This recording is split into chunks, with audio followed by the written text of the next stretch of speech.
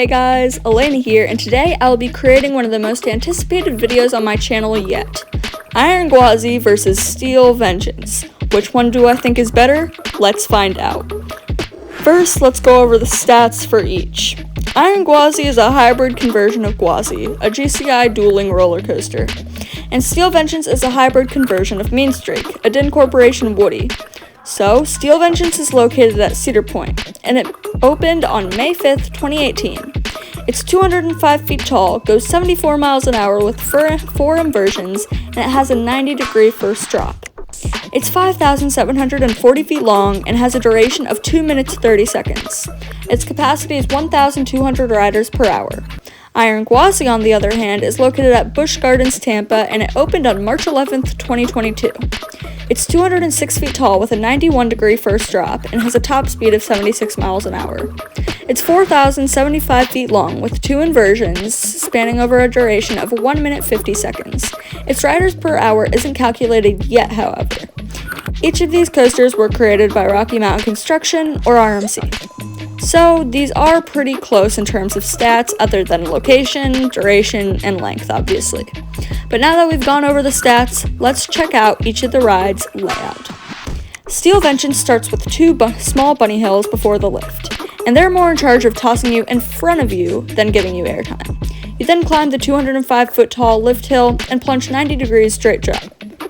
This drop is out of this world, and one of my favorite drops on any coaster.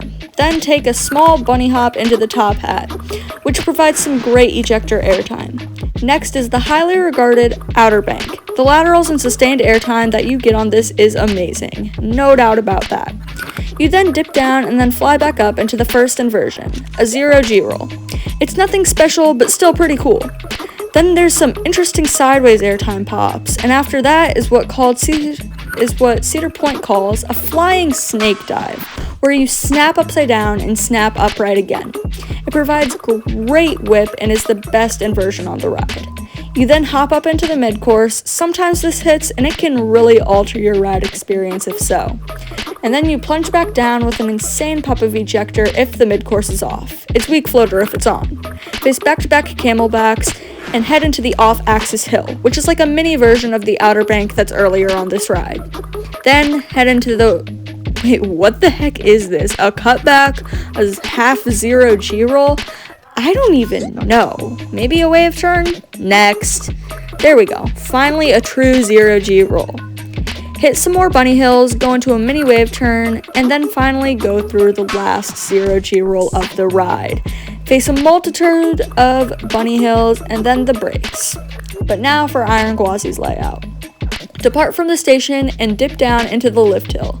And if you're in the front, you barely feel it. But if you're in the back, you actually get some really good whip. After the quick climb to the top, slow down and take in that gorgeous view of the park and plunge down what is actually my favorite drop on any roller coaster.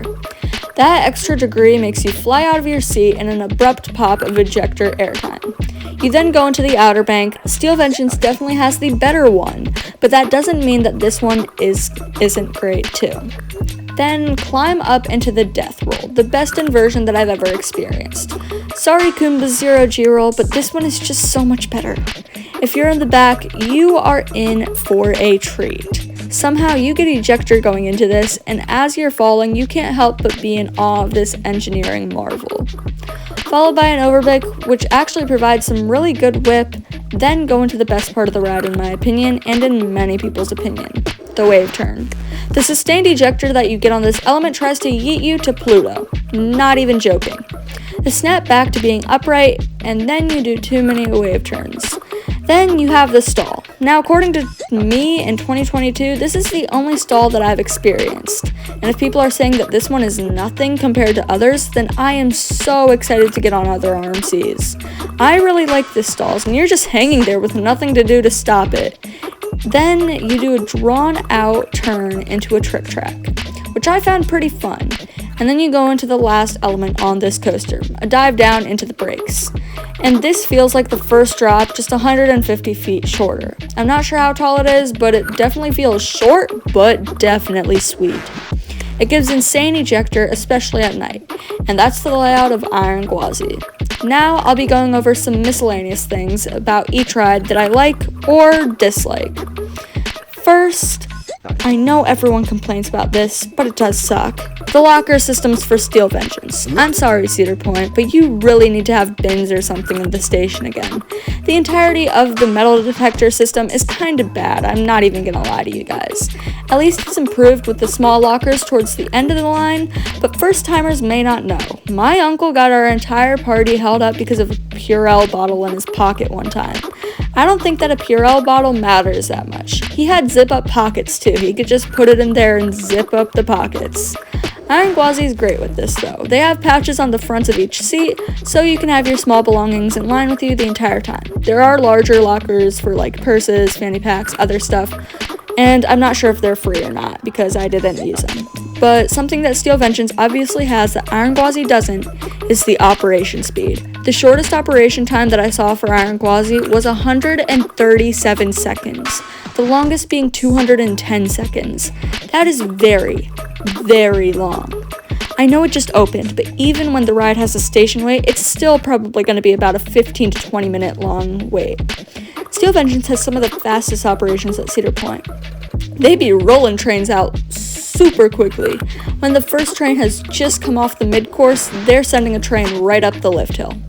But now that I've gotten the info out of the way, here's my personal opinions. Each ride is a 10 out of 10, no doubt about it, and one is my number 1 and one is my number 2. For me, it all comes down to personal preference.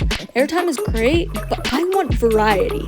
And when I say variety, I don't mean 3 0G rolls. I want some difference when it comes to a ride. I don't need length as long as it packs a punch, and that's why I am now claiming Iron Gwazi to be my new number 1 and is currently the better ride in my opinion. Don't get me wrong, they're extremely close, but Iron Gwazi checks all of the boxes for my preference in a coaster.